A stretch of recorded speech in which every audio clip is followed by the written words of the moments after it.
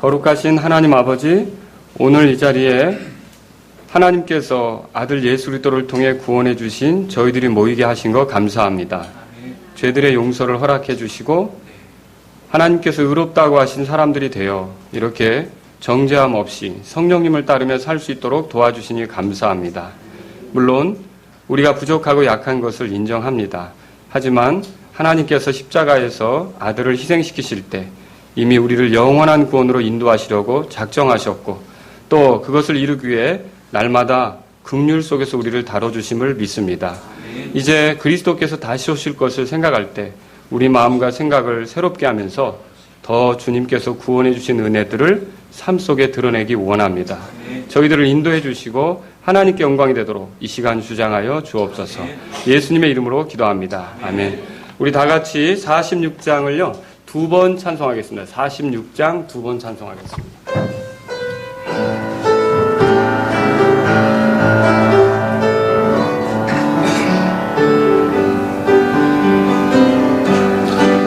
하늘의 영광 떠나서 모든 것 포기하사 날 위해 고난 당하신 사랑의 주 십자가에 죽으사 다시 부활하셔서 하늘과 땅 위에 존귀하신 주님 나 경배하기 원해요.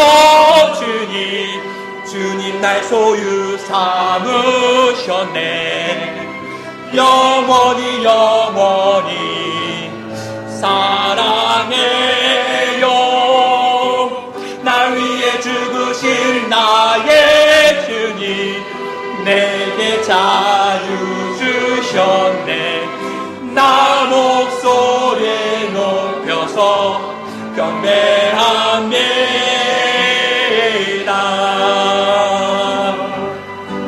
하늘의 영광 떠나서 모든 것 포기하사 날 위해 고난 당하신 사랑의 주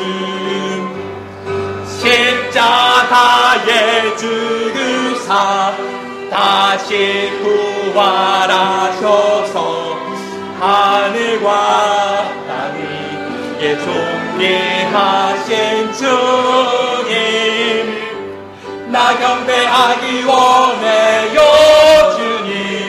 주님 날 소유 삼으셨네. 영원히 사랑해요. 나 위해 죽으신 나의 주님 내게 자유 주셨네. 나 목소리 높여서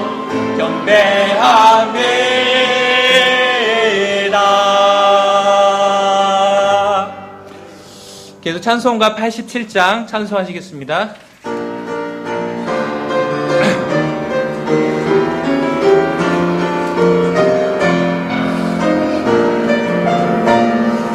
놀라운 소식이네. 영광의 찬송 불러 왕 대신 주의 말씀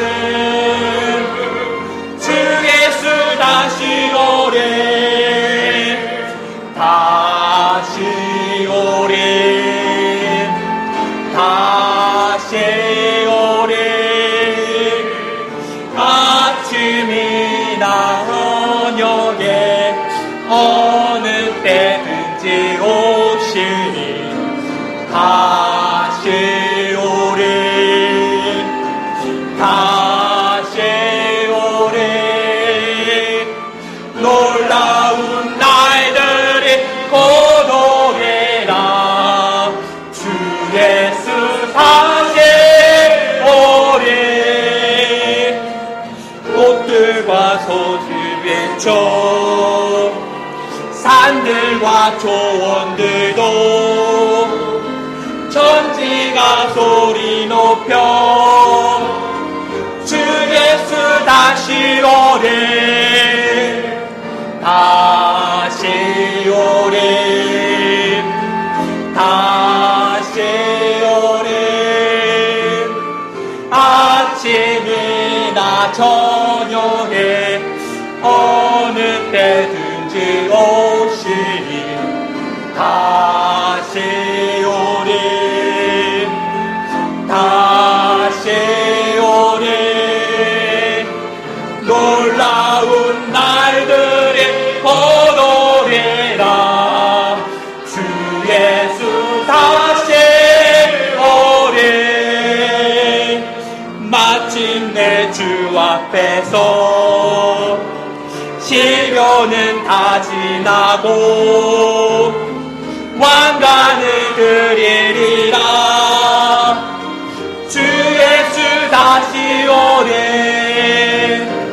다시 오리 다시 오리 아침이나 저녁에 어느 때든지 오시리 다시 오리 다시 오리 놀라운 날들이 오노리라 주 예수 다시 오리 자리에 앉으시겠습니다.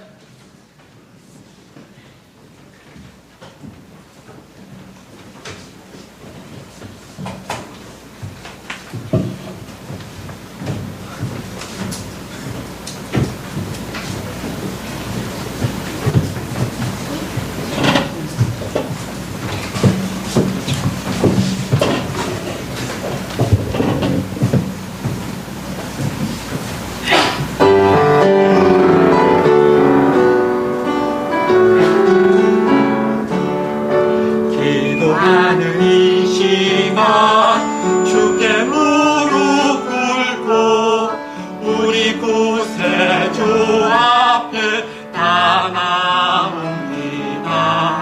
믿음으로 나가면 주가 보살피사 크신 위로를 주네 거기 기쁨 있네 기도의 시간 복된 그 시간 고난 내 마음 속에 기쁨 충만하네 기도하는 이 시간 주가 곁에 오사 인자하신 얼굴로 귀 기울이네 우리 자신 버리고 그 말 안에 가면 크신 위로를 주네 거기 기쁨 있네 기도의 시간 복된 그 시간 고난 내 마음 속에 기쁨 충만하네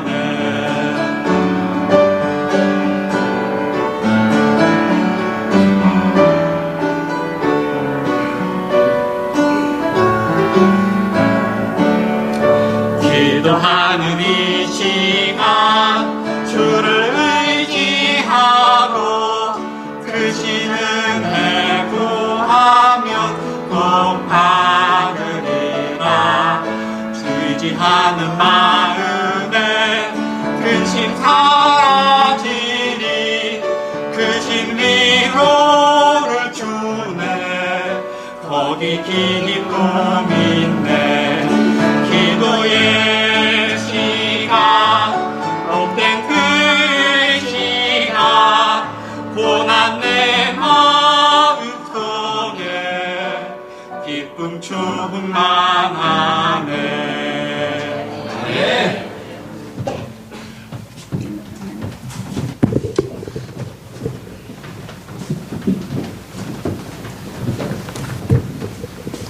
함께 기도 드리시겠습니다.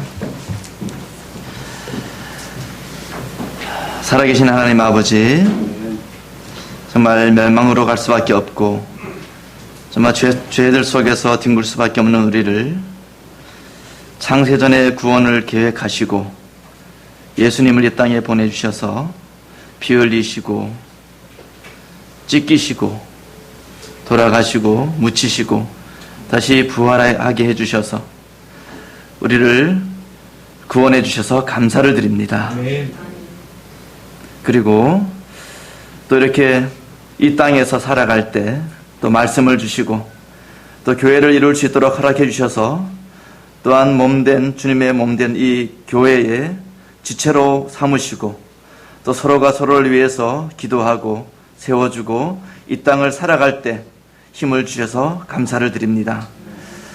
또 우리가 이렇게 함께 모여서 경배를 드릴 수 있다는 이 놀라운 은혜가 얼마나 특별한지요. 이 경배 시간에 우리의 어떠함을 모두 내려놓고 정말 우리를 위해서 희생하신 또 우리를 위해서 부활하신 우리 예수님의 의를 힘입어서 주님 앞에 나아갑니다. 주님, 이 경배가 주님께서 기쁘게 받으시는 그런 경배가 되기를 간절히 기도를 드립니다. 주님, 이 시간에 말씀을 전하시는 우리 임동선 목사님 굳게 붙들어 주셔서 우리 교회에 꼭 필요한 말씀을 완전하게 선포할 수 있게 해주시고 또 그 선포되어지는 그 말씀 속에서 성령님께서 함께 해주셔서 깨달을 수 있는 그런 지혜를 허락해 주시옵소서. 이곳에 아직 구원받지 못한 분이 있다면 전해지는 말씀 속에서 예수님을 올바로 만나고 또 자신의 죄에 대해서 올바로 인식하고 돌이키는 일이 있도록 주님께서 긍휼과 은혜를 쏟아부어 주시길 원합니다. 또 이미 구원받았지만 아직 교회의 지체가 되지 못한 분이 있다면 마음을 열어주셔서 교회의 지체로 더해져서 더 힘있고 더 큰 복으로 주님을 섬길 수 있는 그런 은혜의 시간이 될 수 있도록 주님 도와주시옵소서. 또 구원받은 지체들에게 전해지는 말씀 속에서 주님 이런 것들이 깨달아져서 또 삶 속에서 예수님을 드러내는 그런 힘이 될 수 있도록 이 시간을 사랑해 주시길 원합니다. 주님, 이 시간에 또 우리가 주님께서 허락해 주신 그 물질을 들고 이 시간에 나왔습니다. 크지 않은 물질입니다. 그렇지만 주님 손에 이것이 맡겨졌을 때 엄청난 그런 일이 일어나는 것을 우리는 말씀을 통해서 이미 알고 있습니다. 주님, 이 물질을 주님의 그 왕국을 넓히고 주님의 의를 구현하는 데 있어서 사용해 주시길 원합니다. 주님, 또 이 시간 우리 지체들을 위해서 또 주님을 위해서 섬기는 손길이 곳곳에 있습니다. 주님, 그 손길을 기억해 주시고 감사와 찬양이 넘치는 가운데 그 일들을 잘 감당할 수 있도록 도와주시길 간절히 원합니다. 또 이제 일주일 후면 우리가 수련회를 갖습니다. 주님, 그 수련회를 준비하는 과정 속에서 또 어떤 마찰이나 이런 것이 생기지 않을 수 있도록 주님 합력하여 선을 이루시는 주님을 믿습니다. 주님, 수련회가 잘 준비될 수 있도록 해주시고 또 그 수련회 기간 동안 또 말씀 풍성한 그런 수련회 또 복으로 넘치는 가정이 될 수 있도록 주님 함께 해주시길 원합니다. 감사를 드리며 예수님의 이름으로 기도합니다.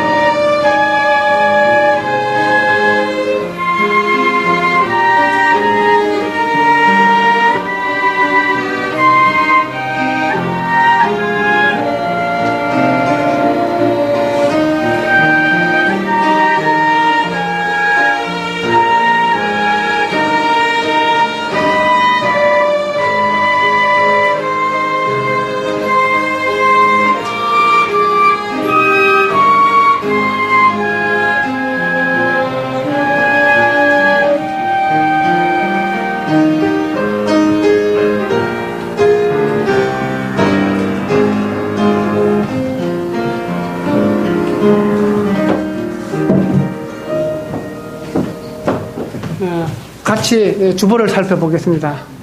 오늘 또 주님의 이름으로 경배하는 이 자리에 함께 하신 모든 분들을 환영합니다. 2015년 전반기 주보를 모아서 스태플을 제가 한 후 고무줄로 묶어서 맨 앞 그 표지에 이름을 써서 사무실에 제출해 주시면 제문해 드리겠습니다. 스태플러는 반드시 제거해 주셔야 합니다. 일주일 후 8월 3일부터 5일까지 청평산장 호텔에서 하나님께 영광을 돌리는 가정이라는 주제로 하계 수련회가 있을 예정입니다. 회비는 1인당 10만 원입니다. 회비를 내시고자 하는 경우는 헌금 봉투야 수련회 회비라고 기재해 주십시오. 또 계좌 이체도 가능합니다. 수련회 방 배정은 가족 중심으로 편성했습니다. 혼자 혹은 두 분이 가는 경우는 따로 방을 드릴 수가 없어서 다른 분들과 함께 편성했습니다. 넓은 이해를 바라며 방 배정에 대한 문의는 이정국 형제님께 문의해 주십시오. 다음 한 주간 방학을 맞이해서 화요일부터 금요일까지 오후 4시부터 1시간씩 영어 학습을 합니다. 참석자는 최일리 자매님께 문의 바랍니다.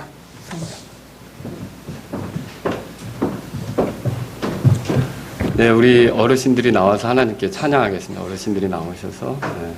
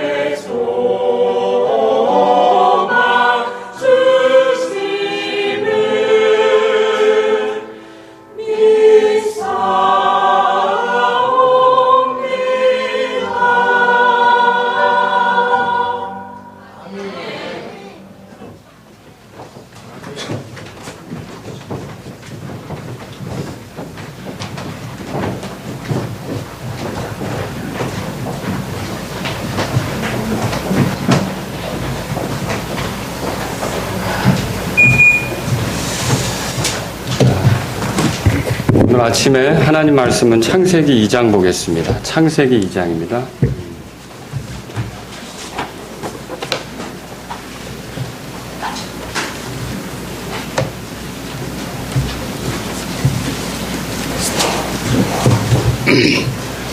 수련회가 다가오고 있고, 그래서 제가 가정에 대해서 여러분에게 말씀을 드립니다. 창세기 2장 보겠습니다. 2장 18절에서 25절까지입니다.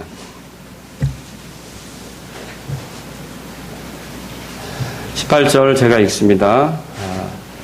주 하나님께서 이르시되 남자가 홀로 있는 것이 좋지 못하니 내가 그를 위하여 합당한 조력자를 만들리라 하시니라. 주 하나님께서 땅으로부터 들의 모든 짐승과 공중의 모든 날짐승을 지으시고 아담이 그것들을 무엇이라 부르는지 보시려고 그것들을 그에게로 데려오시니 아담이 모든 살아있는 창조물을 무엇이라 부르든지 그것의 이름이 되었더라. 아담이 모든 가축과 공중의 날짐승과 들의 모든 짐승에게 이름을 주니라. 그러나 아담을 위해서는 그를 위한 합당한 조력자를 찾지 못하였더라. 주 하나님께서 아담을 깊은 잠에 빠지게 하시니 그가 잠들매 그분께서 그의 갈비뼈 중에 하나를 취하시고 그것 대신 살로 채우시며 주 하나님께서 남자에게서 취한 그 갈비뼈로 여자를 만드시고 그녀를 남자에게로 데려오시니 아담이 이르시되 이는 이제 내 뼈 중에 뼈요 내 살 중에 살이라. 그녀를 남자에게서 취하였으니 여자라 부르리라 하니라. 자, 24절 25절 다 같이요. 그러므로 남자가 자기 아버지와 어머니를 떠나 자기 아내와 연합하여 그들이 한 육체가 될지니라. 그 남자와 그의 아내가 둘 다 벌거벗었으나 부끄러워하지 아니하더라. 아멘. 오늘은 결혼에 대해서 여러분에게 말씀드리겠습니다. 기도하겠습니다. 하나님께서 오늘 이 자리에 저희들을 함께 모일 수 있도록 이렇게 은혜를 더해 주신 걸 감사합니다. 하나님 아버지, 우리가 이 땅을 사는 동안 정말로 하나님 없이는 소망도 없고 우리가 이 땅에 살면서 결국은 멸망으로 갈 수밖에 없는데 예수님을 통해 우리를 구원해 주셔서 소망을 갖고 살게 해주시니 감사합니다. 우리의 바람이 있다면 우리를 위해 찢기시고 십자가에서 큰 고난으로 그리고 부활하심을 통해 승리를 우리에게 주시면서 구원해 주신 이 예수님께 합당한 삶을 살기를 원합니다. 오늘 이 시간 가정에 대해서 돌아볼 때 성령님께서 말씀을 전하는 저를 도구로 써주셔서 하나님께 영광이 되도록 말씀을 잘 증언할 수 있게 인도해 주옵소서. 또 이 말씀이 이 자리에 함께한 우리 모두에게 복이 되고 또 하나님께 영광이 되는 열매가 있도록 도와주시기를 간절히 기도합니다. 예수님의 이름으로 기도합니다. 아멘. 저는 지난 시간에 하나님께 영광이 되는 가정에 대해서 여러분에게 이제 말씀을 드리면서 내가 누구인지 아는 게 굉장히 중요하다는 것을 말씀드렸습니다. 기억나십니까? 내가 누구인지 알지 못하면 결국 다른 사람을 대하는데도 문제가 생기는 겁니다. 여러분 한번 대답해 보세요. 여러분은 하나님처럼 전능한 존재입니까? 나는 스스로 있는 자다. 그렇게 말할 수 있는 존재입니까? 나는 죄가 없고 거룩하다. 그렇게 말할 수 있습니까? 만일 그렇게 말할 수 없다면 우리는 일단 몸과 마음을 낮춰야 된다고 그랬습니다. 몸과 마음을 낮춘다는 게 무슨 의미입니까? 겸손한 자세를 취해야 된다는 뜻입니다. 왜 이런 겸손이 필요합니까?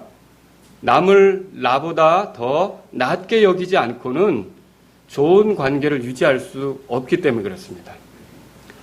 배우자를 하나님이 주셨지만 배우자를 대할 때 내가 우월의식을 갖고 내가 더 뛰어난 존재다 이런 입장에서 지난번에 말씀드렸죠. 마치 배우자를 내가 구제해 준 것처럼 생각을 한다면 여러분의 결혼 생활은 큰 혼란과 무질서 속에 빠지게 될 거라는 거죠. 우리에게 필요한 건 뭐냐? 우월한 자세가 아니라 겸손한 자세다 이거죠. 그래서 행복한 가정을 이루는데 정말로 필요한 게 뭐냐 하면요. 겸손한 자세로 내게 주어진 배우자를 대하는 거. 이게 윤활유와 같은 역할을 하는 거죠. 사실 교회 생활도 마찬가지예요. 이 가정에서 성공하는 사람이 교회도 역시 교회 생활도 잘하게끔 돼 있어요. 그래서 신앙적으로 이 사람이 이제 영적으로 주님과 좋은 관계 속에 있다라고 하는 것을 우리가 알 수 있는 경우는 물론 지금 혼자 되신 분, 또 아직 결혼 안 하신 분 이렇게 우리가 생각할 수도 있지만 일단 결혼해서 가정을 이루고 있는 상태라면 가장 그러니까 부부가 같이 살고 있는 상태라면 신앙생활을 잘하는 표시는 무엇이냐면요. 부부가 서로 깊게 사랑하고 존중하며 애정을 나누는 그런 사람을 보면 신앙생활 잘하는 게 틀림없어요. 근데 교회에서는 잘하는 것 같은데 이제 이 예배당 문을 나서는 순간부터 차 안에서 갈등이요, 전쟁이요, 말씀 들었지 그대로 하란 말이야 하면서 서로를 향해서 막 이렇게 공격하고 비난하면서 세워주지 않는다. 그러면 신앙생활 잘하는 것 같은데 실상은 그렇지 않다는 거죠. 저와 여러분들은요 서로 세워주기 위해서 겸손한 자세가 필요하고 사실 이 겸손한 자세야말로 섬기는 생활의 기본이라는 거죠. 우월한 자세가 왜 이렇게 위험합니까? 자기를 황제처럼 대우해 주도록 이렇게 요구하는 남편 정말 문제 있는 겁니다. 자기를 여왕처럼 떠받들어 주기를 바라는 아내 이것도 문제 있는 겁니다. 자기 남편을 머슴처럼 부리려고 하거나 자기 아내를 이 시녀처럼 부리려고 하는 그런 남편 정말 문제가 있는 거죠. 다 서로 섬겨야 돼요. 여러분 그거 믿으십니까? 섬겨야 돼요. 그런데 우월한 생각은 이런 섬김의 장애물이 돼요. 자, 바리새인하고 세리가 있었는데 바리새인이 세리에 대해서 우월한 생각을 가지고 있었죠. 세리에 대해서 다가갈 수 있었습니까? 다가갈 수 없었죠. 세리가 또 바리새인에게 다가갈 수 있을까요? 어림도 없는 소리죠. 사람 안에 이 우월한 생각이 있게 되면 누군가 다가오지도 못하게 하고요. 다가서 섬기지도 못하는 거예요. 그래서 하나님께서 정말 싫어하는 것이 이렇게 자기 스스로 높아지는 마음이에요. 내가 저 사람보다 높아서 저 사람이 나를 섬겨야 된다는 생각. 저 사람이 나를 섬겨야 된다는 생각을 갖는 경우를 주님께서는 기뻐하시지 않는다는 거죠. 왜 그래요? 우리는 다 하나님 앞에서 먼저는 하나님을 섬기고 하나님께서 맺어주신 사람들을 섬겨야 될 위치에 있는 사람들 아닙니까? 성경을 찾아보세요. 마태복음 20장입니다. 마태복음 20장.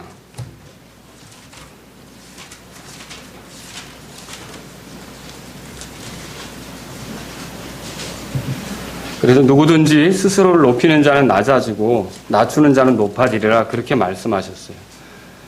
예수님이 오신 목적도 섬김받으러 온 게 아니라 섬기러 왔다 그랬어요. 여러분과 제가 예수님을 따른다면 우월의식 속에 쌓이면 안 돼요.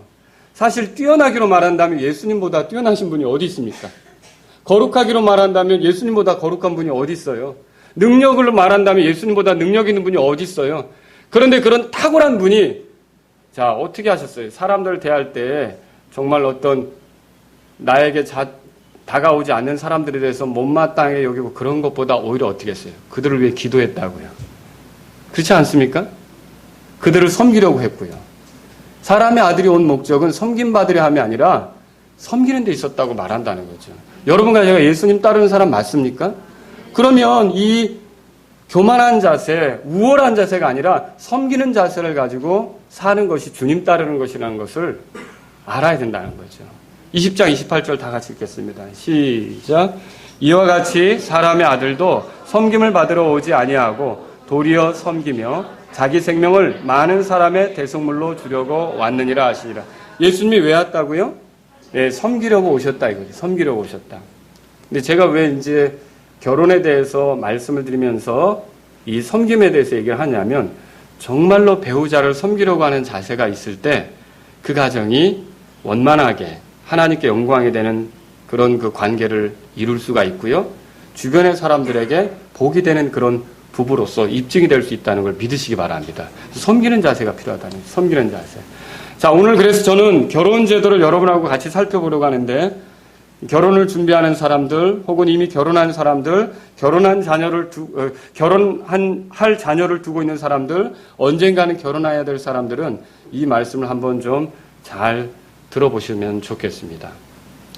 제가 제일 처음에 여러분에게 드리고 싶은 말씀 이겁니다. 오늘 크게 한 3가지 정도로 말씀을 드리려고 하는 건데 제일 처음에 결혼 제도를 누가 만들었느냐는 거죠.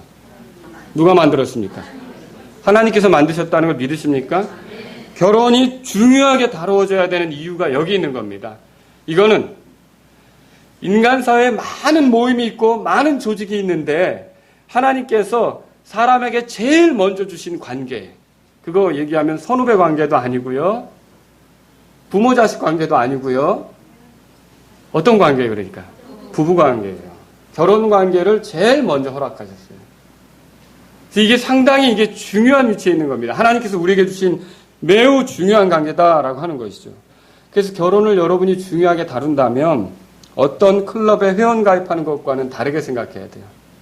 클럽에 회원 가입하는 거는 동시에 여러 군데 가입할 수도 있어요. 그렇지 않습니까? 근데 결혼은 그런 식으로 생각하면 됩니까? 안 되죠. 또 탈퇴도 자유로워요. 뭐 마음에 안 들면 얼마든지 들어갔다 나갔다 할 수 있는 거죠. 그런데 결혼은 어떻습니까? 여러분 오직 한 사람의 이성과 결혼을 하면서 해체 혹은 이혼을 할 때는 매우 신중하게 다뤄줘야 된다는 거죠. 살아보고 아니면 헤어지지 이런 마음이 있으면 결혼을 서두를 필요가 없는 거라는 거죠. 반드시 이 사람과 함께 주님 앞에 설 때까지 가겠다. 그런 마음의 각오가 있을 때 그게 결혼을 선택하는 데 중요한 그런 하나의 요인이 된다는 것입니다. 제가 최근에 우리 교회에서 주례할 때 읽었던 서약할 때 읽었던 내용인데 한번 다시 읽어드릴게요. 들어보세요. 모두들 이제 결혼 서약할 때 뭐라고 하죠? 제가 주례할 때 이렇게 했는데 기억나시는 분 있을 겁니다. 신랑 송상기 군은 왜냐하면 최근에 했기 때문에 그래요. 최근에 기쁠 때나 슬플 때나 건강할 때나 병들 때나 부유할 때나 가난할 때나 어느 때든지 그랬어요. 그리스도께서 그분의 신부인 교회를 위하여 자기 자신을 주신 것 같이 세상의 많은 여자들 중에서 오직 신부 황제성 양만을 아내로서 사랑하며 소중히 여기고 존중하면서 주님 앞에 설 때까지 남편으로서의 책무를 다할 것을 약속합니까? 그랬더니 예 하고 대답했잖아요. 그렇죠. 그 약속을 못하면 결혼 안 되는 거죠. 이 결혼서약이 상당히 결혼에 있어서 중요한 부분입니다. 결혼서약은 공개되는 거고요. 자기가 앞으로 어떤 식으로 자기 배우자를 대하겠다는 그런 그 발표입니다. 그리고 그거를 책임을 다해 지켜가겠다는 그런 서약이 되는 거죠. 이게 매우 중요한 거죠. 근데 그런 결혼서약에서 여기 중요한 문구가 있어요. 따라서 보세요. 주 앞에 설 때까지. 무슨 의미예요? 그렇게 생각하죠? 또 여기 어느 때든지 그랬어요. 모든 상황에서 기쁠 때나 슬플 때나 건강할 때나 아플 때나 가난할 때나 부유할 때나 그렇죠? 모든 상황에서 언제든지 자기 아내만을 사랑하겠다고 약속이 돼야 결국 결혼이 되는 거고 결혼 생활이 뭐예요? 그러니까 그 약속 지켜가는 게 결혼 생활이에요. 그 약속 지켜가는 게 결혼 생활이라는 거죠. 그래서 이 결혼 제도를 하나님께서 제정하신 거라는 것을 알 때 여러분과 저는 가볍게 이 약속을 해서도 안 되는 거고요. 정말 진지하게 이 약속을 해야 될 뿐만 아니라 이 약속을 했을 때는 끝까지 지켜가려고 하는 정말 주님 만날 때까지 지켜가려고 하는 그런 자세가 필요함을 기억하십시오. 이게 바로 결혼을 존중하는 거예요. 하나님께서 우리에게 결혼을 주신 것을 존중하는 태도가 바로 이거라는 거죠. 두 번째로 여러분에게 또 드리고 싶은 말씀이 있습니다. 결혼 제도가 어떤 모습이어야 하느냐라고 하는 거죠. 일부 어떤 지역에서는요, 일부 다처제를 행합니다. 일부 다처제가 뭐예요? 한 남자가 여러 명의 아내를 거느리고 사는 거죠. 반대인 데도 있어요. 저기 태국의 어떤 그 깊은 오지에 들어가면 거기는 또 중국하고 접경인데 모계 사회를 이루고 있어서 어머니가 남편을 여러 명 두고 사는 그런 마을도 있어요. 이게 이런 식으로 그 어떤 문화나 그 사회의 그런 어떤 전통에 따라 이렇게 달라질 수도 있다는 거죠. 성경에도 보면요. 어때요? 아브라함이 사라와 하가를 데리고 사는 거 아시죠? 그리고 야곱은 4명이나 데리고 살았어요. 누구죠? 라헬, 레하, 비라, 실바. 이렇게 4명을 데리고 살았죠. 더군다나 솔로몬을 예를 들면 솔로몬은 몇 명을 데리고 살았어요? 1000명을 데리고 살았어요. 1000명을. 대단하지 않습니까? 이게 인간의 욕심에 의해서 이렇게 된 거지 하나님께서 본래적으로 결혼을 만들 때는 그렇게 의도하신 게 아니라는 거죠. 힘이 있으니까 욕심을 부리고 많은 것을 재산도 많이 갖고 자기 밑에 많이 두려고 하고 자기 욕구를 채우려고 많이 이렇게 확장하다 보니까 이런 식이 된 거지 처음에 결혼의 모습은 이게 아니라는 거죠. 어떻게 알 수 있습니까? 오늘 성경을 보십시오. 거기에 22절을 보세요. 18장 22절 다 같이 읽겠습니다. 시작. 주 하나님께서 남자에게서 취한 그 갈빗뼈로 여자를 만드시고 그녀를 남자에게로 데려오시니 그랬어요. 자, 여기 이 성경을 잘 보면 영어 성경을 가지고 있는 분 한번 비교해 보세요. 주 하나님께서 남자에게서 취한 갈빗뼈로 여자를 만드셨는데 여자를 어떻게 그룹으로 만들었어요? 아니면 한 타수 혹은 한 야구팀 이런 식으로 복수로 만들었습니까? 영어 성경을 보면 분명히 woman 그렇게 돼 있어요. 한 여자를 만들었다는 거죠. 한 여자. 만약 하나님께서 정말로 이런 것들이 하나님의 눈에 괜찮아 보일 것 같으면 아담이 좀 이브 데리고 살다가 실증을 느낄지도 모르겠어. 한 2-3명 정도 아니면 4-5명 정도 보낼까? 이렇게 할 수도 있다는 거죠. 근데 하나님 그렇게 하셨어요? 오직 몇 명을 데리고 왔어요? 한 여자를 데리고 왔다는 거죠. 그래서 결혼의 바른 모습은 어떤 것이냐면 한 남자가 한 여자와 만나는 것이라는 거죠. 또 일부 어떤 쪽에서는 오늘날 동성 간의 결혼도 합법화하고 있습니다. 들어보셨습니까? 2004년 미국의 매사추세츠 주에서 최초로 동성 결혼 합법화를 이뤘습니다. 그렇게 된 뒤에 11년이 지나서 2004년인데 11년이 지나서 2005년 6월 26일 미국 50개 주에서 그러니까 미국 전체가 이제 미국은 동성 결혼을 합법화하는 나라가 되었습니다. 이것은 미국에 있었던 다른 사회 변화에 비해 엄청나게 빠른 속도로 이루어진 거예요. 11년 만에 이루어진 거예요. 이 문제에 대해서 제기를 하고서 11년 만에 이루어진 거죠. 예를 들면 노예제도는 50개 주, 미국의 50개 주 전역에서 이게 폐지되려고 할 때 이게 처음 발의되고서 100년이 걸렸어요. 그리고 여자가 정치에 참여하는 거는요, 이게 처음 발의되고서 미국 50개 주에서 이게 다 받아들여질 때까지 50년이 걸렸어요. 그리고 흑인과 백인이 결혼할 수 있는 그런 것에 대해서 자유롭게 이렇게 제한이 되었을 때 이게 이루어지기 위해서 30년이 걸렸어요. 근데 동성연애 법은 몇 년이 걸린 거예요? 11년 만에 이게 이루어진 거죠. 1990년대 초만 해도 미국인 8명 중에 7명은 동성연애가 잘못된 것이라는 걸 알고 있었어요. 그리고 2004년에 이제 매사추세츠 주에서 동성결혼 합법화가 했을 때만 해도 미국인들 3분의 1 이하는 그거 아니지 이렇게 생각했었어요. 그리고 2008년에 미국에서 대선이 있었을 때 민주, 공화, 양당 후보들은 동성연애를 이렇게 합법화하지 않는 쪽으로 의견을 냈다는 거죠. 그거 옳지 않다 이렇게 생각했다는 거죠. 그런데 2012년 5월에 버락 오바마 미국 대통령이 동성연애를 지지한다고 선언했고요. 2013년이 되어서 연방 대법원이 결혼을 한 남자와 한 여자 간의 결합이라고 규정한 그런 연방법이 그러니까 결혼보호법이라고 하는 건데 이 보호법이 위법이다. 이렇게 위헌이다. 이렇게 이제 선언하면서 모든 미국의 주들이 점차 바뀌기 시작했어요. 그래서 지난 한 달 전이죠. 오늘이 7월 26일이니까 6월 26일에 미국이 이제는 동성연애를 합법화하는 나라가 되었다라고 하는 거죠. 자, 사람들이 동성연애를 합법화하더라도 하나님 앞에는 불법입니다. 합법이 아니라 불법이라는 거죠. 사람들이 이유로 심판받게 될 건 미국 주법원 혹은 연방법원에서 판례를 낸 대로, 판결을 낸 대로 심판받는 게 아니라 하나님의 법에 따라 심판받는 겁니다. 그리고요, 주님은 분명히 말씀하셨어요. 너는 여자와 함께 눕는 것 같이 남자와 함께 눕지 말라. 그것은 가증한 것이니라. 레위기 18장 22절에 써 있어요. 그리고 신학에도 나옵니다. 고린도전서 6장 9절에 10절에 보면 불의한 자가 하나님의 왕국을 상속받지 못할 줄을 너희가 알지 못하느냐. 속지 말라. 음행하는 자나 우상 숭배자나 간음하는 자나 여성화된 남자나 트랜스젠더죠. 남자와 더불어 자신을 욕되게 하는 남자나 도둑질하는 자나 탐욕을 부리는 자나 술 취하는 자나 착취하는 자들은 하나님의 왕국을 상속받지 못하리라. 여러분, 동성 간의 결혼은 미국이라는 나라는 승인했을지 모르지만 하나님의 왕국이라는 나라에서는 승인이 안 된 겁니다. 결혼 제도를 제정하신 하나님께서 아담에게 데리고 온 사람은 남자가 아니었어요. 누굴 데리고 왔습니까? 그런데 지금도 목사나 기독교 진영에 선 사람까지도 이런 말씀의 원리를 알지 못하고 지금 어리석게 가고 있는 거죠.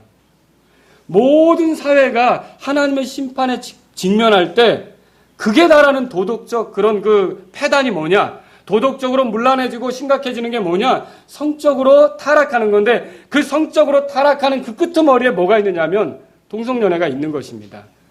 여러분, 소돔성이 왜 멸망했어요? 여러분, 하나님 앞에 가증한 일들을 했기 때문에 멸망한 거 아닙니까? 저는 지금 이제 미국 사람들이 통곡해야 될 시점이 미안해요. 우리 다니엘 형제가 있는데 미국 사람들이 통곡해야 될 시점이 왔고요. 한국도 안전하지 않습니다. 이게 세계 대세입니다. 그래서 결혼에 대한 질서를 흐트러뜨리는 거예요. 주 하나님께서 남자에게서 취한 갈비뼈로 여자를 만드셨다고 되어 있어요. 왜 그러느냐? 이렇게 해야 하나님의 뜻이 이루어져요. 창세기 1장도 보세요. 여러분, 창세기 1장. 창세기 1장. 그래서 결혼의 건전한 모습은 한 사람이 여러 이성을 거느리는 게 아니라 한 남자와 한 여자의 결합이에요. 동성 간에 만나는 건 하나님이 생각도 하시지 않은 거예요. 그거는 인간이 자기들의 편리에 따라 만들어내는 것이고요. 참으로 안타까운 것은 이것을 통해 얻는 어떤 질환들, 이런 걸 해결하기 위한 것들, 이런 것들을 치료하기 위한 것들, 이런 것들은 다 우리 세금으로 나가야 된다는 거예요. 하나님은 이걸 기뻐하시지 않습니다.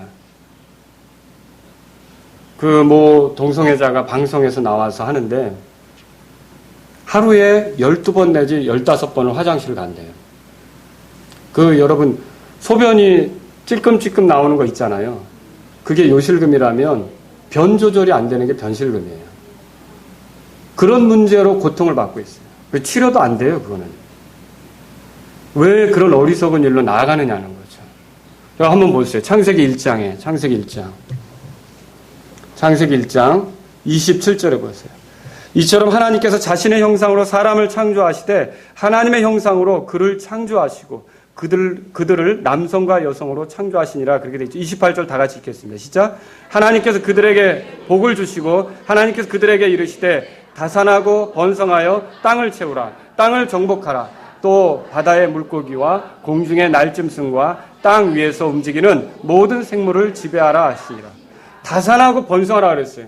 근데 정말로 여러분이 집안이 번성하기를 원할 때 우리의 자녀들이 예를 들어서 다 동성애자가 된다면 우리 만약에 아주 끔찍한 얘기고 상상도 하기 싫지만 우리 삼형제가 만약에 다 동성애자가 된다면 우리 후대는 어떻게 되는 거예요? 없어지는 거예요. 간첩질보다 가장 무서운 게 뭐냐면 이런 거예요. 사회 기반을 흔드는 거라는 거죠. 사회가 지속적으로 가느냐 못 가느냐를 흔드는 문제가 이 문제라는 거죠. 다산하고 번성해서 세상에서 하나님이 주신 것들을 다루려면 그 세대로 끝나지 않으려면 이건 중단돼야 되는 거예요.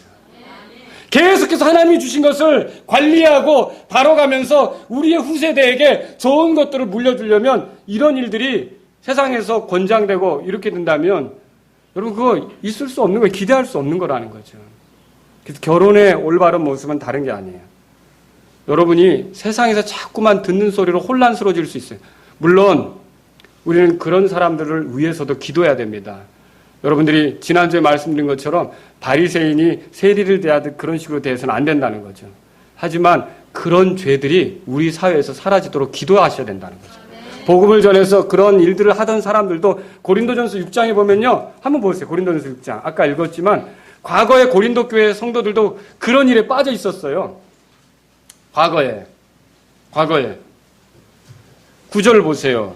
불의한 자가 하나님의 왕국을 상속받지 못할 줄을 너희가 알지 못하느냐. 속지 말라. 음행하는 자나 우상숭배자나 간음하는 자나 여성화된 남자나 남자와 더불어 자신을 욕되게 하는 남자나 도둑질하는 자나 탐욕을 부리는 자나 술 취하는 자나 욕하는 자나 착취하는 자들은 뭐라고 돼 있죠? 하나님의 왕국을 상속받지 못하리라. 자, 여기에 동성애도 들어가 있죠. 근데 11절 다 같이 읽겠습니다. 시작. 너희 중에 이 같은 자들이 더러 있었으나 너희가 우리 하나님의 영을 통해 주 예수님의 이름으로 씻기고 거룩히 구별되어 의롭게 되었느니라. 그러면 이 말은 보니까 과거의 고린도 교회 성도들 중에 이런 죄들에 빠진 사람이 있었다는 거 아닙니까? 여러분 물론 우리가 하나님의 뜻에 따라 걷지 않은 모든 죄악들이 꼭 동성애만 굉장히 나쁜 거고 우리가 거짓말하는 거나 누구를 미워하는 거나 이런 건 괜찮고 다 하나님의 눈에는 다 악한 거예요. 우리도 회개해야 되고요. 또 그런 위치에 사는 사람들도 돌이켜야 된다는 걸 알고 그들을 만난다면 우리가 할 수 있는 대로 그들의 혼을 위해서 기도하고 그들이 올바른 선택을 할 수 있도록 예수님에 대해서 제시하고 하나님이 어떤 분인지를 보여줘서 하나님이 뭘 좋아하고 뭘 싫어하는지 뭐에 대해서 심판하시는지 그것의 최후가 어떻게 되는지 이런 것들을 우리가 잘 친절하게 또 불쌍히 여기는 마음으로 얘기해서 인도해 줄 수 있어야 돼요. 그러나 그 죄들만큼은 우리 사회가 할 수 있는 대로 거부하고 받아들이지 않으려고 해야 된다는 거죠. 세 번째로 여러분에게 드리고 싶은 말씀이 있습니다. 그러면 이렇게 결혼은 하나님 만드신 거고 결혼 제도의 모습이 이러할 때 결혼 제도를 존중하는 게 뭐냐는 거죠. 이건 오늘 말씀을 통해서 한 세 가지로 얘기할 수 있어요. 처음에 결혼이 만들어낼 수 있는 도움을 존중하라는 것이죠. 결혼은 도움을 일으키는 거예요. 도움을 내놓는 거예요. 결혼은요. 한번 찾아보세요. 창세기 2장입니다. 창세기 2장. 자, 18절입니다. 18절. 다 같이 읽겠습니다. 시작. 주 하나님께서 이르시되 남자가 홀로 있는 것이 좋지 못하니 내가 그를 위하여 합당한 조력자를 만들리라 하시니라 그랬어요. 합당한 조력자라는 말 찾으셨죠? 이게 도움을 줄 수 있는 사람이다라는 뜻이에요. 남자에게 도움을 줄 수 있는 그런 사람이라는 거죠. 물론 여러분 남자가 이런 여자의 도움을 받았을 때 그 도움으로 인해 가정을 잘 관리하고 다스린다면 그 여자도 말하자면 그 남자로부터 도움을 받는 거 아닙니까? 그렇죠? 결혼은 서로 돕는 거예요, 사실. 남자도 여자를 돕고 여자도 남자를 돕는 거죠. 그런 관계다라고 할 수 있는 것입니다. 그럼에도 성경에서 가장 그러니까 집안에서 권위 있는 사람으로 가장으로서 이렇게 인정하는 하나님 말씀에서 인정하는 것은 누구입니까? 남자라고 성경에 돼 있어요. 이게 여러분이 불편하게 생각해도 어쩔 수가 없어요. 그리스도와 그 아내의 관계를 예로 들면서 그렇게 했어요. 자, 고린도전서 11장 찾아보세요. 고린도전서 11장. 고린도전서 11장.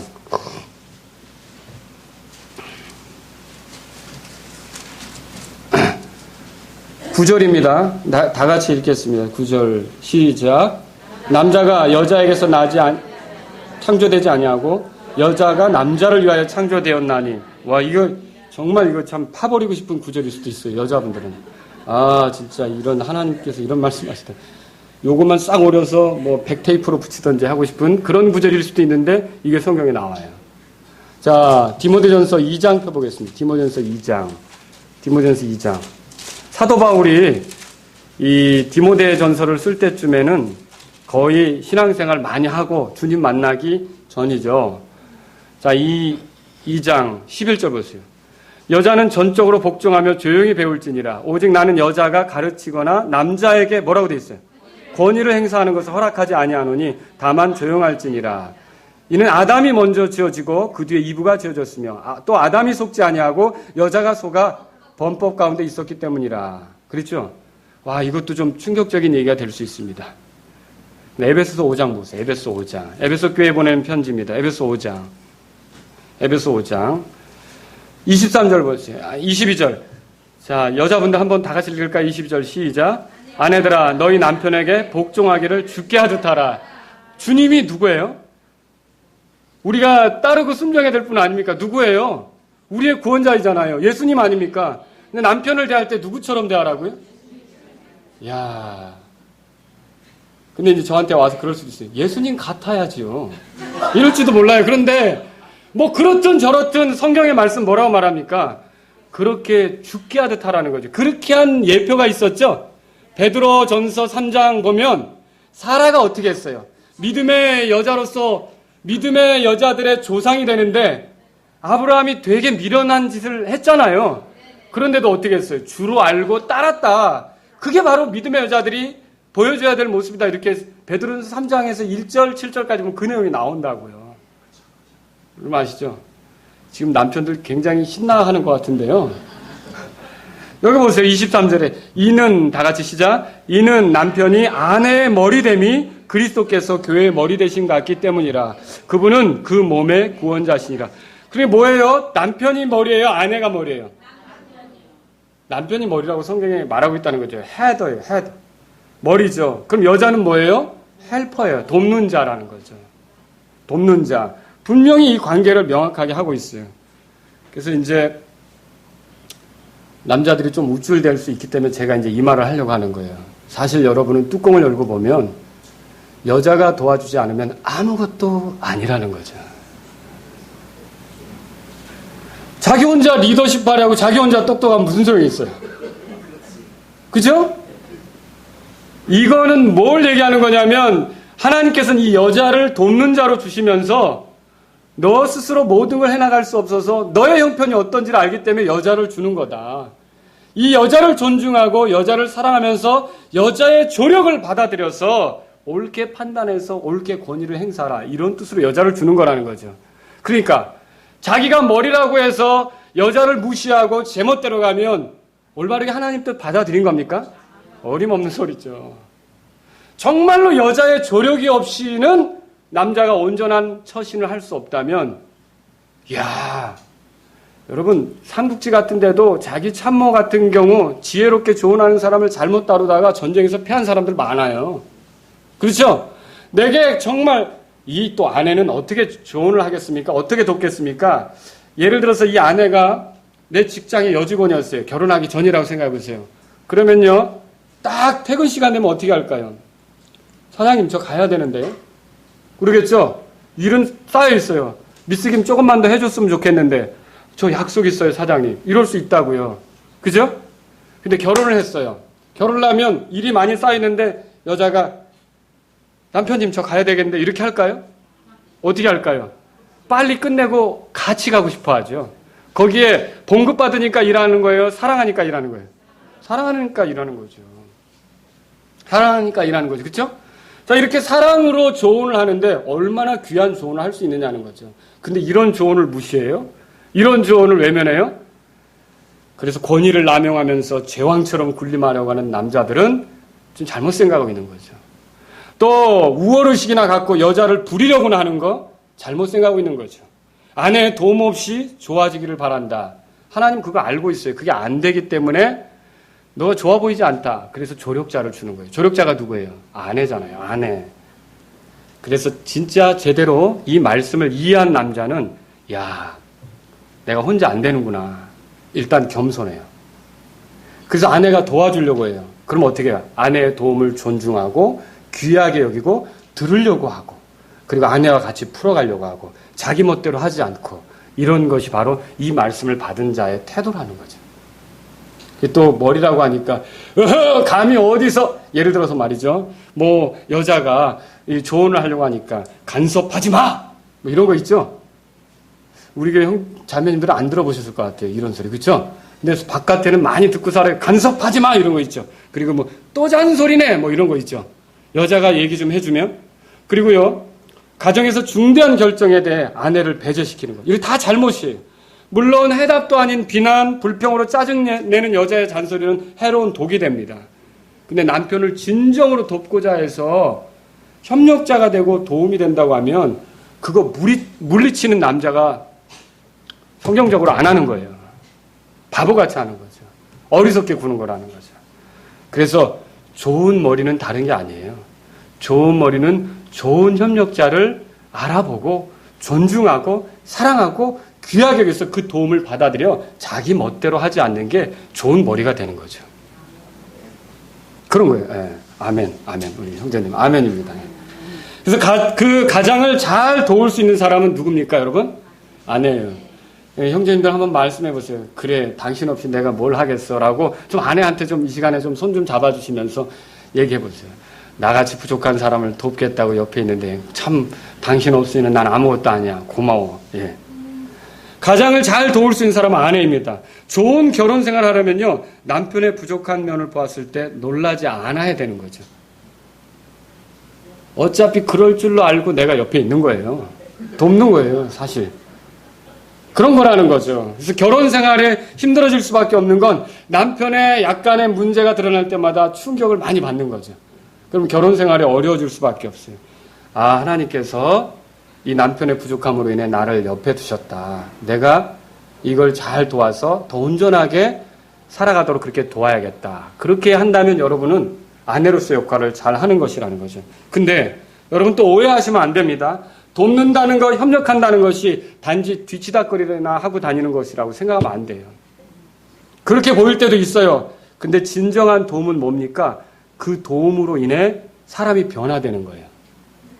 변화될 때 그 도움이 의미가 있는 거죠. 열심히 도와줬는데 안 바뀌어요. 그거 그러면 그 도움이 의미가 있습니까? 하나님이 그대로 살라고 아내를 내 옆에 둔 겁니까? 이 아내의 도움을 통해 내가 정말 멋진 사람이 되도록 하기 위해서 아내를 준 거 아닙니까? 근데 아내가 잔소리를 하던 말던 나는 내 길, my way. 내 길로만 하는 거예요. 그래서 전혀 변화가 안 되는 거죠. 그러면 사실 돕다가 지칠 수도 있어요. 십자가의 도움이라는 게 뭡니까? 여러분, 예수님은 우리를 돕는 분이 되십니다. 히브리서 13장 6절에 그렇게 써 있어요. 또 우리가 때를 따라 돕는 은혜를 얻기 위하여 은혜의 왕좌에 나아가야 된다. 히브리서 4장 16절에 그렇게 써 있어요. 예수님께서 십자가로 우리를 도우셨을 때 우리 스스로 구원될 수 있어요? 없죠. 내가 노력해서 구원될 수 있어요? 어림없죠. 뭘 지키려고 애를 써도 다 부족한 것만 드러날 뿐이에요. 그런데 예수님이 오셔서 나의 도움이 되신 거 아닙니까? 구원의 도움이 되신 거 아닙니까? 예수님이 대신 십자가에서 피 흘리심으로 내 모든 죄들을 처리하시고 모든 죄들로부터 벗어나게 하시고 용서받게 하시고 하나님을 섬길 수 있는 기회를 주신 거 아닙니까? 그럼 이 예수님의 도움을 존중한다는 거, 십자가의 도움을 존중한다는 게 뭡니까? 더 이상 옛사람으로 살지 않는 거예요. 이전의 방식으로 살지 않는 거죠. 그게 도움받은 사람의 증거죠. 그런데 그 십자가의 도움이 있고 예수님의 도움이 있는데 여전히 옛날처럼 살아요. 구원받기 전처럼 살아요. 그럼 그 도움이 의미가 있는 겁니까? 아니라는 거죠. 여러분과 제가 정말 결혼 제도를 존중한다면 올바른 가장은 자기가 머리라고 해서 성경에 그렇게 써 있다고 해서 우쭐대거나 교만하거나 우월한 생각으로 아내를 무시하고 시녀처럼 부리고 자기를 제왕처럼 그렇게 대하도록 그렇게 하는 사람이 아니라 정말로 더 겸손해져서 아내의 소리를 들으려고 하고 함께 더불어 풀어가려고 하고 이게 올바른 그런 자세라는 걸 믿으시기 바랍니다. 그래서 도움을 존중할 줄 아는 게 올바른 결혼 생활이 되는 거예요. 이 도움을 존중하니까 아내도 어때요? 옳게 도우려고 하는 거고요. 이해하시겠죠? 결혼 생활, 이 결혼 제도를 존중하는 건 뭡니까? 결혼의 순서를 존중해야 돼요. 순서. 여러분 성경을 펴보세요. 오늘 본문 말씀에 창세기 2장 24절 보세요. 2장 24절. 그러므로 남자가, 거기 읽겠습니다. 다 같이 시작. 그러므로 남자가 자기 아버지와 어머니를 떠나 자기 아내와 연합하여 그 둘이 한 육체가 될지니라. 그렇게 돼 있어요. 여러분 여기 이 구절에서 우리가 결혼에 있어서 절차에 있어서 세 가지를 발견해요. 잘 보세요. 첫째는 뭐냐면 우선 남자가 자기 아버지와 어머니로부터 독립하는 거예요. 그죠? 그게 이 구절 안에 남자가 자기 아버지와 어머니를 떠나 이렇게 말하고 있죠. 독립은 부모의 집으로부터 이제 떠나는 거가 되겠죠. 그리고 경제적으로는 물론이요, 정신적으로도 독립하는 거가 되겠죠.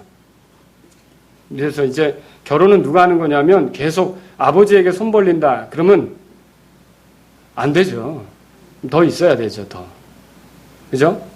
그리고 마치 파파거리 되고, 마마보이가 되어서 살아간다 그러면 어떻게 가정을 이끌어 갈 수 있어요.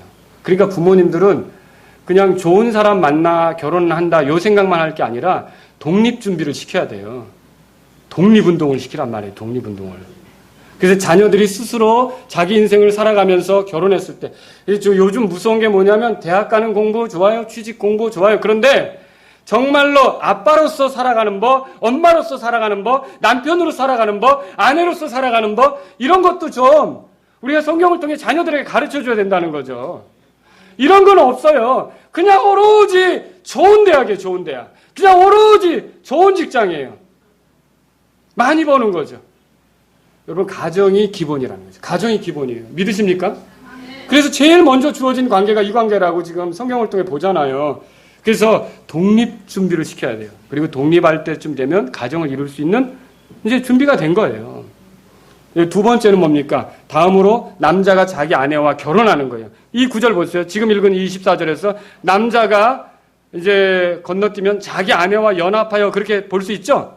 이게 뭐냐면 부부가 되는 거예요. 결혼식을 말하는 거예요. 말하자면 자기들이 부부라는 걸 공포하는 거죠. 드러내는 거죠. 그래서 모든 이들 앞에 자신들이 인생을 사는 동안 서로 책임과 의무를 다하며 사랑하기로 나타내는 거죠. 이게 자기 아내와 연합하는 거예요. 결혼식이죠. 결혼식. 그 다음에 세 번째 거예요. 마지막으로 뭐냐면 남자가 아내와 육체적으로 하나가 되는 거예요. 찾으셨어요? 그들이 한 육체가 될지니라. 이게 맨 마지막에 와요. 이 순서가 되게 중요하단 말이죠. 자, 제일 먼저 뭐가 왔다고요? 독립준비. 독립이죠. 그 다음에 공포, 결혼 선언, 혼인 약속. 모든 이들 앞에 가족과 친지, 교회 성도들을 모아놓고 내가 어떻게 살아갈 건지 연합을 드러내는 거죠. 그 다음에 나온 게 뭐였어요? 한 육체를 이루는 거죠. 이게 순서예요. 근데 이 순서가 틀어지는 게 오늘날 세대예요. 맨 마지막 걸 먼저 하려고 그래요. 그리고 맨 마지막 걸 먼저 하고 첫 번째나 두 번째 거는 하지도 못하는 경우가 있어요. 성경은 그게 불행으로 나아가는 것이라는 걸 알기 때문에 이렇게 말해주고 있다는 거죠. 정말로 자기가 독립할 준비를 한 다음에 그리고 많은 사람 앞에 공식적으로 부부됨을 선언하고 그리고 나서 그 결혼이란 틀 안에 육체적으로 연합하는 걸 우리에게 제시하고 있다는 거죠. 한 육체가 되는 것은요 반드시 부부라는 틀 안에서만 가능한 겁니다. 이게 무너지면 그러니까 우리나라도 뭐 결국 형사법으로는 이제 간통죄가 폐지됐지만 그거하고 상관없이 그 하나님의 왕국에서는 하나님의 법정에서는 다 처벌받게 돼 있어요. 법이 어떻게 바뀔지 몰라도 한번 성경 찾아보세요. 히브리서 13장입니다. 히브리서 13장. 히브리서 13장. 4절입니다. 4절. 자, 여기 성경 이렇게 말하고 있어요. 결혼은 모든 것 가운데 뭐라고요? 존귀한 것이라고 했어요. 세상에 귀한 게 많이 있지만 이 결혼이 정말로 존귀한 거라고 얘기를 하고 있죠. 그 다음 다 같이 읽겠습니다. 시작. 잠자리는 더럽히지 말아야 하거니와 음행을 일삼는 자들과 간음하는 자들은 하나님께서 심판하시리라. 여러분 여기 간음이 뭡니까? 결혼 제도를 가볍게 생각해서 자기 배우자에게 불충한 게 간음이에요. 음행은 뭡니까?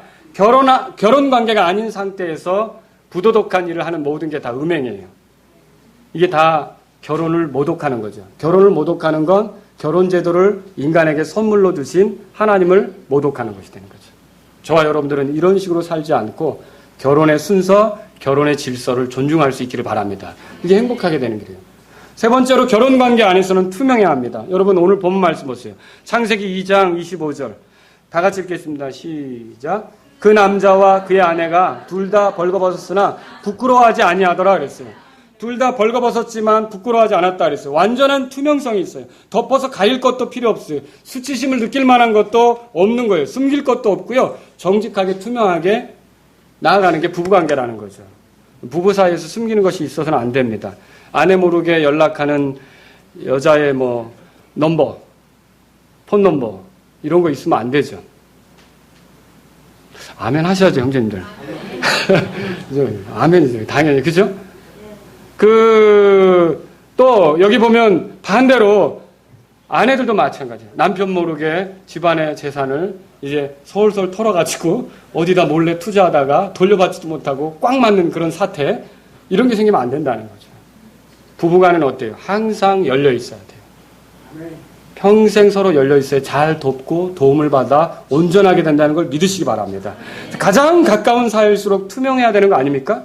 그래야 신뢰가 형성되는 거 아닙니까? 바로 부부관계는 그걸 보여줄 수 있는 관계라는 거죠. 그래서 배우자에게 정직하지 않는 거 문제입니다. 이 배우자에게 거짓말 하려고 해서는 안 되는 거죠. 차라리 묵비권을 행사할 망정. 이건 말하면 안 되는 건데 나중에 얘기할게 이럴 망정. 예. 가끔 저희 집사람도 물어볼 때 있는데 제가 묵비권 행사할 때도 있어요. 이게 상담 내용이기 때문에 안 되는데. 이렇게 할 수는 있지만 어때요? 여러분, 부부간에 서로 정직해야 된다는 걸 여러분 기억하시기 바랍니다. 그래야 결혼 생활이 행복하게 되는 거예요.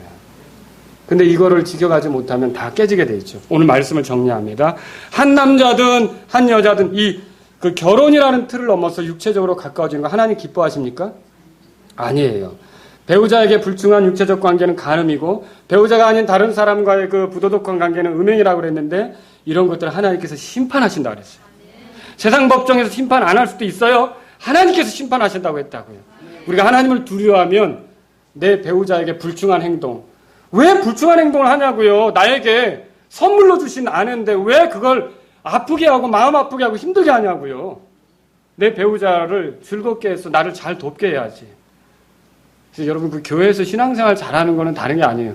부부간에 서로 그냥 애정이 넘치고 따뜻하고 이렇게 하면 참 그분들은 영적으로도 좋은 관계다 이렇게 볼 수 있어요. 근데 딱 교회 와서 이렇게 우리는 다 부부간에 앉았네요. 대부분이니까 거리를 두고 저쪽으로 앉아. 이렇게 하면서 부부가요. 눈을 길고요.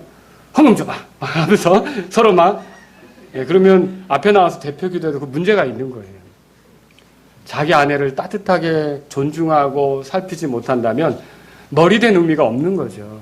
제가 남편에게 머리된 의미를 얘기하는 건 교만 떨고 우월하고 특권의식을 갖고 자기 잘났다고 제왕처럼 행동하고 그렇게 말하는 게 아니라 머리가 될수록 또 책임 있는 거 아닙니까? 더 책임감 있게 아내를 사랑하고 돌봐서 가정을 건전하게 이끌어가라는 뜻으로 하나님 말씀을 빗대어 말씀드리는 겁니다. 두 번째로 한 남자든 한 여자든 이성이 아닌 동성 간의 결혼은 어때요? 하나님 기뻐하십니까? 미국의 법이 어떠하든지 하나님의 왕국의 법은 그걸 기뻐하지 않습니다. 미국의 법정에서 그것이 심판받는 일이 아니라 해도 하나님의 법정에서는 그것이 심판받는 일입니다. 미국의 법정에서 그것이 정죄받지 않아도 하나님의 법정에서는 정죄받는 것이고 하나님의 법정에서 정죄받는다면 그거 회개하지 않을 때 마침내 그것으로 인해 지옥으로 들어갈 수밖에 없습니다. 그리고 미국의 법정이 정죄할지 몰라도 그 사람이 하나님 앞에 회개했고 예수님을 구주로 믿어 이전의 삶을 청산해서 거룩하게 사는 사람이라면 어때요? 그 사람은 하늘나라에서 만날 수 있는 사람이 되겠죠. 여러분 그래서 이런 세상을 따라갈 게 아니라 우리가 하나님 말씀을 따라 결혼에 대해서든 관계에 대해서 볼 수 있는 눈을 갖기를 바랍니다. 세 번째로 여러분이 들으고 싶은 말씀은 뭐예요? 한 남자든 한 여자든 결혼이 만들어내는 도움의 가치를 무시하면 하나님이 기뻐하지 않는다는 거죠. 남자들은 여자의 도움이 필요한 존재이므로 겸손하라는 거죠. 우쭐대지 말라는 거죠. 우월한 존재인 것처럼 목에다 힘주고 그 남편들이 가장 좋게 말하는 방법은요. 들어보세요. 가장 좋은 목소리 톤은 기도할 때 목소리 톤을 쓰세요. 아내에게든지 아이들에게든지. 기도할 때는 주여 이봐! 그게 가장 좋은 거라니까요. 자기가 하나님께 대화 드릴 때 목소리로 자기 아내를 존중해서 얘기하고 자기 자녀들에게도 얘기하고. 남자들은 그래서 이렇게 목에다 힘을 줘서는 안 되는 거죠. 재앙처럼 행동해서는 안 되는 거죠. 모자람이 없이 살기 위해 그 아내의 도움이 필요하다면 아내를 더 사랑하고 귀하게 여기며 아내의 도움을 받은 대로 변화된 삶을 통해 아내의 도움이 헛되지 않는 것을 아내가 보도록 도와줘야 된다는 거죠. 반대로. 어때요? 여자들은 남자에게 도움이 될 수 있다는 점으로 인해 낙심하지 말아야 돼요. 남자의 어리석음을 보게 될 때 불평과 투쟁과 원망과 짜증을 남발하면 문제를 더 크게 내놓을 수 있죠. 이런 면 때문에 내가 옆에 있어야지. 이렇게 살아야 된다니까요. 이런 면 때문에 내가 옆에서 도움이 돼야 더 하나님 앞에 온전하게 살 수 있지. 여러분, 그래서 남자는 여자의 도움을 존중하고 여자는 남자를 잘 도우려고 해야 된다는 거죠. 그래서 그리스도의 심판석. 그리스도의 심판석이 어떤 자리예요? 구원받지 못한 사람이 가요? 믿는 사람이 서요? 믿는 사람이 서죠? 이 심판석은요, 상 주는 자리예요. 뭐 야단치고 이거 지옥으로 던지고 이런 게 아니라 흰 왕자, 백보자 심판석은 지옥으로 던지는 그런 심판대가 되겠죠. 죄가 다 드러날 뿐만 아니라. 그죠? 근데 이 그리스도의 심판석은 로마서 14장에도 나오고 고린도 이게 전서 5장에도 나오는데 이 그리스도의 심판석은 그게 아니라 그리스도인들이 어떻게 살았는지 그 보상을 주기 위해서 우리가 또 상급이라고도 하죠. 이런 보상을 주기 위한 심판석이에요. 근데 그런 심판석에 상상해 보세요. 여러분이 섰어요. 부부가 같이 섰다고요. 섰는데 그때 남편이 이런 말을 한다면 좋겠다는 거죠. 주님, 이 부족한 내게 이렇게 귀한 조력자, 정말 하나님이 어떻게 하면 저를 그렇게 잘 아셔서 저를 잘 돕는 조력자, 이 자매를 저에게 주셔가지고 제가 이 자리까지 서서 상을 받게 되다니 정말 하나님께 감사드립니다. 이런다면 얼마나 좋겠어요, 아내분들. 그쵸? 반대로 생각해보죠. 이제 그 형제님들, 아내가 이 같이 옆에 서서 그런 고백을 하는 거예요. 주님, 저의 도움이 헛되지 않았음을 보니 기쁩니다. 남편이 시상돼 있어서 영광스럽게 된 것을 보니 내가 이 남자의 조력자였다는 게 얼마나 귀한 기회였는지 내 인생이 헛되지 않았음으로 인해 하나님께 감사드립니다. 여러분, 그리스도의 심판석에 섰을 때 부부가 그렇게 서로를 하나님이 서로를 서로에게 주신 것으로 인해 감사하면서 영광을 돌릴 수 있다면 얼마나 놀라운 순간이 되겠습니까? 그런 가정들을 이룰 수 있기를 주의 이름으로 바랍니다. 우리 다 같이 일어서시겠습니다. 여러분, 오늘 이 말씀을 들으신 여러분들 가운데 이제 오늘 내가 특별히 내 배우자를 위해서 기도하기를 원합니다. 또는 내가 앞으로 결혼할 사람인데 내 결혼을 위해서 기도하기를 원합니다. 또 내 자녀들의 결혼이 앞에 있는데 내 자녀들의 가정을 위해서 기도하기를 원합니다. 그리고 사실 내가 남자라고 여자를 무시하고 또 여자가 뭘 그렇게 알려고 하느냐 하면서 외면하고 그렇게 했었는데 그게 주님의 뜻이 아니라 왜 도움으로 주어진 것을 누리지 못했느냐고 오늘 말씀을 통해 질책하신다면 제가 그걸 달게 받아들여서 이제 아내를 귀하게 여기고 존중하며 아내의 도움을 힘입어서 더 멋지게 구원받은 사람으로 살기를 원합니다. 이런 뜻이 있다면 이 시간 여러분이 주님 앞에 좀 마음을 보여드리십시오. 또 만일 여러분 가운데 어떤 분이 하나님, 내 남편에게 많은 부족함이 있었는데 저는 원망만 하고 짜증만 냈지 진정으로 잘 협력하려고는 생각을 못했습니다. 근데 오늘 이 말씀을 통해서 저는 잘 돕는 조력자, 협력자가 되어 우리 남편과 함께 그리스도의 심판석에 서기를 원합니다. 이런 마음이 있다면 여러분 이 시간 주님께 나아가십시오. 우리가 주님 앞에 노래할 때 여러분의 가정을 위해서 또 소중한 아내, 소중한 남편을 위해서 좀 기도하는 시간을 가졌으면 좋겠습니다. 550장 우리가 찬송 드릴 때 여러분이 주님께 나아가시면 좋겠습니다. 550장입니다. 550장입니다. 완전한 사랑. 완전한 사랑, 하나님의 사랑,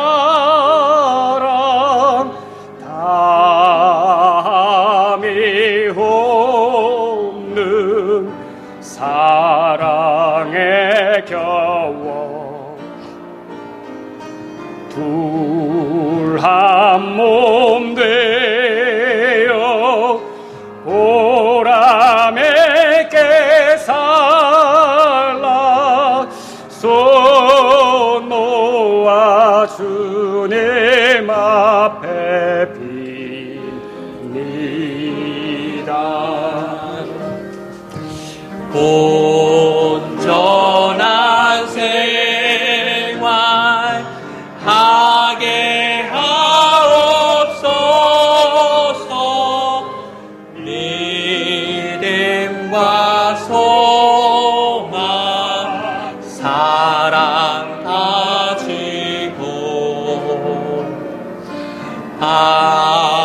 아픔과 죽음 법을 내지 않고 주님만 의지하게 하소서.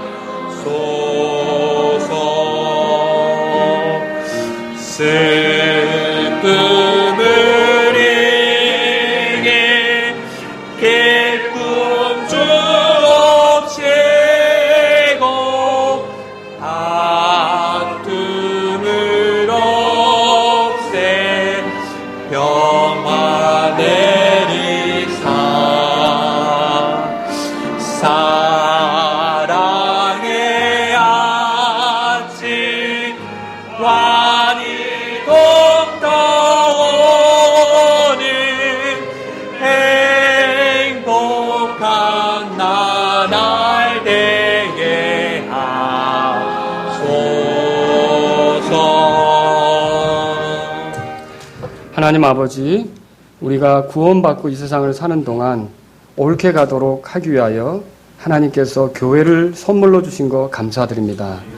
뿐만 아니라 우리가 집안에서 살아갈 때는 주님 바르게 섬길 수 있도록 배우자를 허락해 주시고 남편의 올바른 리더십에 따라 걸을 수 있게 하시고 아내의 올바른 도움을 따라 모든 것들을 잘 만들어갈 수 있게 이렇게 인도하시는 그 하나님께 감사를 드립니다. 우리가 이런 관계들을 귀중히 여기고 잘 사용함으로 그리스도의 심판석에 섰을 때 하나님께서 우리에게 주신 배우자로 인하여 하나님의 은혜 속에서 그 자리에 설 수 있게 된 것으로 하나님께 영광과 찬송을 돌리는 날이 있도록 허락해 주옵소서. 주님, 오늘 또 가정을 가지고 있었으나 잃게 된 분들, 아직 가정을 이루지 못한 분들, 이분들 위하여 기도합니다. 하나님, 지금은 어려운 형편에 있지만 주님의 놀라운 은혜 속에 가정이 회복될 수 있는 기회를 허락해 주옵소서. 잘 돕는 사람을 만나고 또 잘 이끌어줄 수 있는 사람을 만날 수 있는 복된 기회를 가질 수 있도록 허락해 주옵소서. 그래서 가정이 다 건강해서 이 세상이 이제 어둡지만 그리스도인 가정들로 인하여 빛이 나고 하나님을 알게 되는 기회가 오고 예수님이 전해지는 놀라운 역사가 나타날 수 있도록 인도해 주옵소서. 우리의 삶에 큰 변화를 주신 주님을 찬양하며 예수님의 이름으로 기도합니다. 아멘.